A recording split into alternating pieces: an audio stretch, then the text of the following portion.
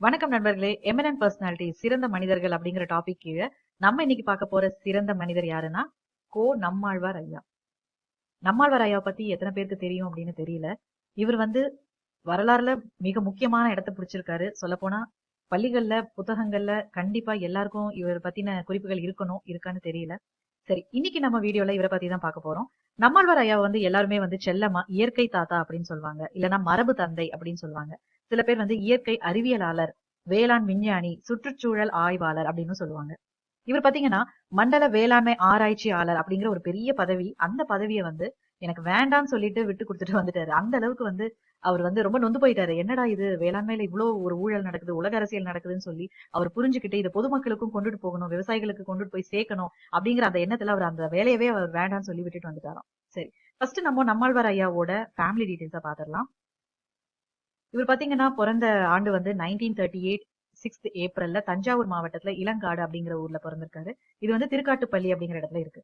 இவர் இறந்த ஆண்டு 2013 30 டிசம்பர். இவர் இறக்கும் போது அவரோட வயது 75. அத்திவெட்டி தஞ்சாவூர் மாவட்டத்துல தான் அவர் இறந்தாரு. ரெஸ்டிங், அதாவது இவருக்கு சமாதி எல்லாம் பெருசா எதுவும் கட்டல. ஆனா இவர் தான் இறந்ததுக்கு அப்புறமா, உயிர் நீத்ததுக்கு அப்புறமா என்னோட உடலை வானகத்துல புதைச்சிருங்க, புதைச்சதுக்கு அப்புறமா அந்த இடத்துல ஒரு வேப்ப மரத்தை நட்டு வைங்கன்னு சொல்லி வேண்டுகோள் வச்சதுனால இன்னைக்கு இவரோட ஆத்மா அங்க இருக்குன்னு சொல்லி அங்க எல்லாருமே அவர் ஒரு தெய்வமாவே பாக்குறாங்க, வணங்குறாங்க. அந்த இடம் வானகம். இது கரூர் மாவட்டத்துல இருக்கு. இந்த வானகம் அப்படிங்கிற ஒரு பேருக்கே ஒரு சிறப்பம்சம் இருக்கு. அதை நம்ம பின்னாடி வரக்கூடிய வீடியோஸ்ல எல்லாம் பார்க்க போறோம். நான் இந்த நம்மாழ்வார் ஐயா வீடியோஸ் கிட்டத்தட்ட ஒரு 3 பார்ட்டா பிரிச்சிருக்கேன். ஏன்னா அவ்வளவு விஷயம் இருக்கு, நிறைய விஷயம் இருக்கு இவரை பத்தி சொல்லணும்னா. சரி, அதனால நம்ம ஒன் பை ஒன்னா ஒரு வீடியோவை நீங்க மிஸ் பண்ணாம பாருங்க. அடுத்தது இவருக்கு நிக் நேம் நான் முதலே சொன்ன மாதிரி இயற்கை தாத்தா அப்படின்னு நம்ம எல்லாருமே செல்லமா இவரை கூப்பிடுறோம். இவர் படிச்சது எல்லாமே அண்ணாமலை பல்கலைக்கழகம் தான். இவர் ஆக்குபேஷன் பாத்தீங்கன்னா இவர் ஒரு அக்ரிகல்ச்சரலிஸ்ட், ஒரு கிரீன் கிருசேடர், எக்கனாலஜிக்கல் ஆக்டிவிட்டிஸ், இந்த மாதிரி நம்ம நிறைய சொல்லிட்டே போலாம். அதனாலதான் நான் அந்த இடத்துல டாட் வச்சுட்டேன். அடுத்தது இவர் கடைசியா வேலை செஞ்ச இடம் மண்டல விவசாய ஆராய்ச்சி நிலையத்துல இவர் ஆய்வாளரா வேலை செஞ்சிருக்காரு. அந்த வேலையில இருந்து ரிட்டையர் ஆகிறதுக்கு முன்னாடியே எனக்கு அந்த வேலை வேண்டான்னு எழுதி கொடுத்துட்டாராம். அடுத்தது இவரோட துணைவியார் பெயர் சாவித்ரி நம்மாழ்வார். இவருக்கு ஒரே ஒரு பெண் குழந்தை, அவங்க பேர் மீனா. சரி, முதல்ல நம்மாழ்வார் ஐயா பாத்தீங்கன்னா இவரு இயற்கையை மட்டும் ரசிக்கலங்க, விலங்குகளையும் ரொம்பவே நேசிச்சாரு.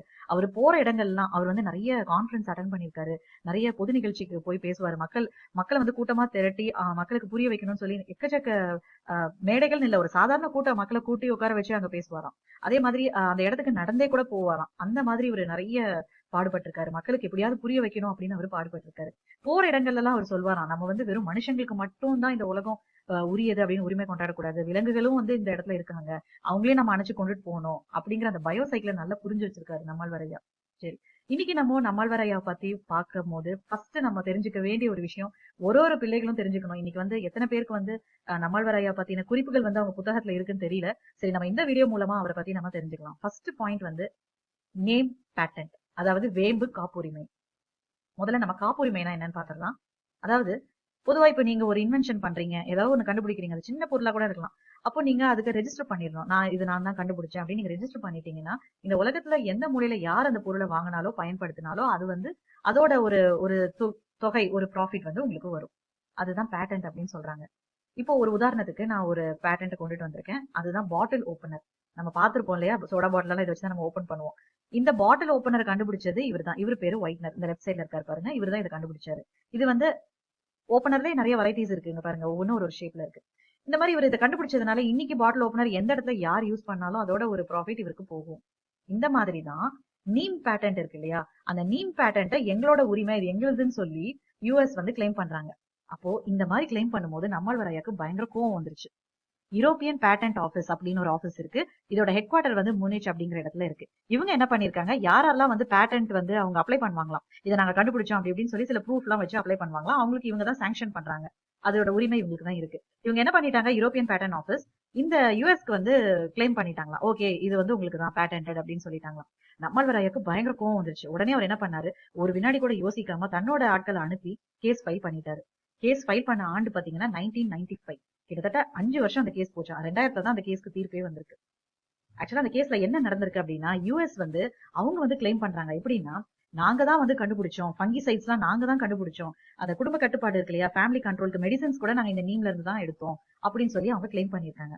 நம்மாழ்வார் ஐயா போயிட்டு அவரு வாதாடி இருக்காரு. என்ன சொல்லிருக்காரு, நீங்க சொல்றது சரிதான், நீங்க கண்டுபிடிச்சீங்கன்னு, ஆனா நீங்க யூஸ் பண்ண அந்த நீம் இருக்கு பாத்தீங்களா, அதுவே முதல்ல ஒரிஜினல் இல்லன்னு நான் சொல்றேன்.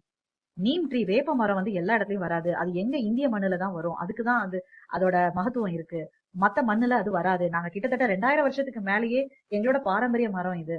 நீங்க சொல்றது வந்து ஒரு துருக்கி நீம். அதாவது நீங்க லேப்ல ஆர்டிபிஷியலா நீங்க அந்த விதைய தயாரிச்சு அதுல இருந்து வந்த நீமை தான் நீங்க உங்களோட ரிசர்ச்க்கு யூஸ் பண்ணிருக்கீங்க.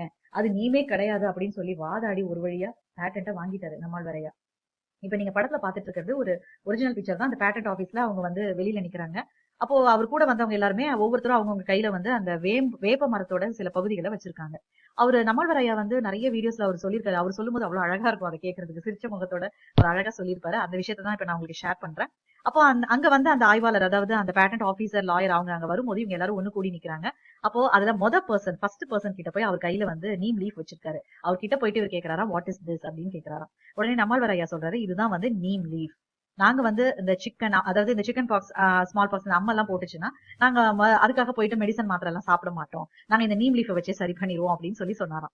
உடனே அவர் வந்து ஐசி அப்படின்னாராம். அடுத்தது ரெண்டாவது பர்சன் கிட்ட வர ரெண்டாவது ஆள் வந்து அவர் கையில வந்து வேப்ப விதை வச்சிருக்காரு. உடனே அதை பார்த்துட்டு வாட் இஸ் திஸ் அப்படின்னாராம். அதுக்கு நம்மாழ்வார் ஐயா சொன்னாராம், இதுதான் வந்து நீம் சீட். இது வந்து நீங்க அதாவது அந்த நெருப்புல வந்து லேசா காமிச்சிட்டு அதை நீங்க மூக்குல வச்சு அந்த சுவாசிக்கணும். சுவாசிச்சீங்கன்னா உங்க தலையில இருக்கக்கூடிய எந்த வித பிரச்சனை இருந்தாலும் சால்வ் ஆயிடும். எல்லா வைரல் இன்ஃபெக்ஷனும் ஓடி போயிடும் அப்படின்னு சொல்லி சொன்னாராம். உடனே ஐசி நான் ரொம்ப ஆச்சரியமா கேட்டாராம். அடுத்தது மூணாவதா ஒரு ஆள் கிட்ட வராரு. அவர் கையில வந்து நீம் கேக் வச்சிருக்காரு. உடனே வாட் இஸ் திஸ் அப்படின்னாராம். அதுக்கு உடனே நம்மாழ்வார் ஐயா சொன்னாராம், இதுதான் வந்து நீம் கேக். இதை வந்து நாங்க உரங்களுக்கு எல்லாம் பயன்படுத்துவோம். மத்தபடி யூரியா, ஃபெர்டிலைசர் அது இதெல்லாம் நாங்க வாங்க மாட்டோம் அப்படின்னு சொல்லி சொன்னாராம். நெக்ஸ்ட் நாலாவதா ஒருத்தர் கிட்ட வராரு. அவர் கையில தான் நீம் ஸ்டிக்ஸ் வச்சிருக்காரு. உடனே வாட் இஸ் திஸ் அப்படின்னாராம். இந்த இடத்துல நம்மாழ்வார் ஐயா ரொம்ப நகைச்சுவையா சொன்னாராம், நீங்க எல்லாம் வந்து டூத் பிரஷ் தனியா, பேஸ்ட் தனியா தானே யூஸ் பண்ணுவீங்க. ஆனா நாங்க வந்து எங்களுக்கு பிரஷும் சரி பேஸ்டும் சரி ரெண்டும் ஒண்ணுதான் அப்படின்னு சொல்லி நகைச்சுவையா சொன்னாராம். இதை வந்து நிறைய காணொலியில நம்மாழ்வார் ஐயா வந்து பகிர்ந்துகிட்டாரு. அதான் இன்னைக்கு நான் உங்களுக்கு சொல்றேன். சோ அப்ப யோசிச்சு பாருங்க, இவ்வளவு மகத்துவம் வாய்ந்த ஒரு வேப்ப மரத்தை எங்களுதுன்னு அவங்க பேட்டன்ட் வாங்கியிருக்காங்கன்னா அப்ப பாருங்களேன், நம்ம வந்து நம்மளுக்கு எதுவும் தெரியாதுன்னு நினைச்சிட்டாங்க போல. ஆனா நல்ல வேலை, அந்த காலத்துல நம்மாழ்வார் ஐயா மாதிரி ஒரு நல்ல சிறந்த மனிதர் இருந்ததுனால அவர் சண்டை போட்டு ஒரு வழியா இன்னைக்கு நம்ம பேட்டர்ன் வாங்கிட்டோம் நீம் ட்ரீக்கு.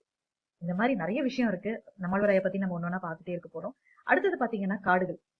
நம்மாழ்வார் ஐயா வந்து காடுகளோட மகத்துவத்தை ரொம்ப வேதனையோட பகிர்ந்துப்பாராம். பொதுக்கூட்டங்கள்ல மக்கள்கிட்ட பேசும்போது, தயவு செஞ்சு காடுகளை காப்பாத்துங்க, அதுதான் நம்மளோட ஃபியூச்சரே அதுதான் அப்படின்னு சொல்லி அவர் நிறைய சொல்லியிருக்காராம். ஒரு முறை வந்து காடுகளோட மகத்துவத்தை பத்தி அவர் தெரிஞ்சுக்கிட்டது யார்கிட்ட இருந்து அப்படின்னா, ஒரு சுற்றுச்சூழல் ஆய்வாளர். அவரை வந்து பாக்குற ஒரு சந்தர்ப்பம் கிடைச்சது. அப்போ அவர் வந்து நம்மாழ்வார் ஐயாட்ட சொன்னாராம், ஐயா இனிமேல் உங்களுக்கு பருவமழையே கிடையாது, புயல் மழை தான் அப்படின்னு சொன்னாராம். உடனே நம்மாழ்வார் ஐயாக்கு பயங்கர ஷாக் ஆயிடுச்சு. என்ன ஐயா நீங்க இப்படி சொல்றீங்க, என்ன காரணம் அப்படின்னு அவர் கேட்டதுக்கு அவர் சொன்னதை நம்ம கிட்ட பகிர்ந்துகிட்டாரு நம்மாழ்வார் ஐயா.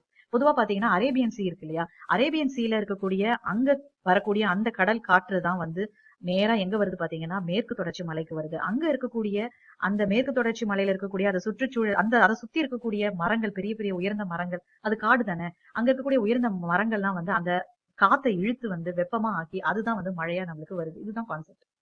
அப்போ நீங்க என்ன பண்ணிட்டீங்க, அந்த இடத்துல மரங்கள் எல்லாம் வெட்டி சாச்சிட்டீங்க, காடுகளை அழிச்சிட்டீங்க.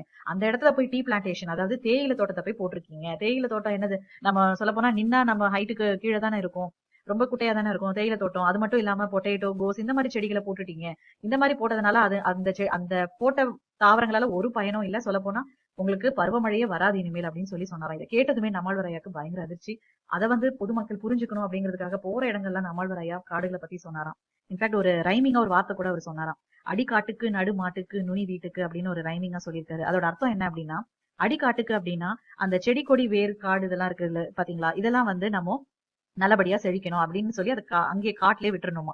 அடுத்தது நடு மாட்டுக்கு அப்படின்னா அந்த நடுவில் பகுதியில் இருக்கக்கூடிய அந்த தண்டுகள் இருக்கு இல்லையா, அதுல இருக்கக்கூடிய இலைகள், இலைப்பகுதி இதை கூட கொஞ்சம் எடுத்துக்கலாம். இதெல்லாம் வந்து நம்ம வீட்டுல வளர்க்கக்கூடிய விலங்கினத்துக்கு வந்து கொடுக்கலாம், தீவனமா கொடுக்கலாம் அப்படின்னு சொல்லி சொல்றாராம். அடுத்தது ஃபைனலா நுனி வீட்டுக்கு அப்படின்னா என்ன அர்த்தம்னா, அந்த நுனி பகுதியில வரக்கூடிய சின்ன சின்ன இலைகள், மொட்டுகள், பழங்கள், பூ, காய்கள், இதை வந்து நம்ம வீட்டுக்கு கொண்டுட்டு வந்து நம்ம உணவா பயன்படுத்திக்கலாம்.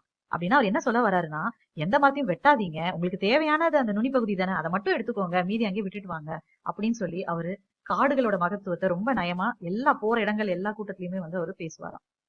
அடுத்தது பாத்தீங்கன்னா ஃபெர்டிலைசர்ஸ், யூரியா. நம்மாழ்வார் ஐயா எப்பவுமே வந்து ரசாயன பூச்சி மருந்துக்கு எதிர்த்து போராடி இருக்காரு, எதிர்த்து பேசுவாரு. எதுக்கு ரசாயனம், நம்மளே தயாரிக்கலாமேன்னு சொல்லிட்டு அவரு அதுக்கு மாற்று பொருளா இதெல்லாம் வாங்க வேண்டாம், அதுக்கு பதிலா நம்ம கிட்டயே இருக்கு எல்லாமே அப்படின்னு சொல்லி பஞ்சகவ்யா அப்படிங்கிற ஒரு அருமையான கான்செப்டை நமக்கு சொல்லி கொடுத்துட்டு போயிருக்காரு.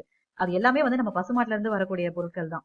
நெய், பால், தயிர், வெண்ணெய், மாட்டு சாணம் அப்படின்னு சொல்லி, அப்புறம் நாட்டு சக்கரை, இந்த மாதிரி ஒரு சில பொருட்கள் சொல்றாங்க.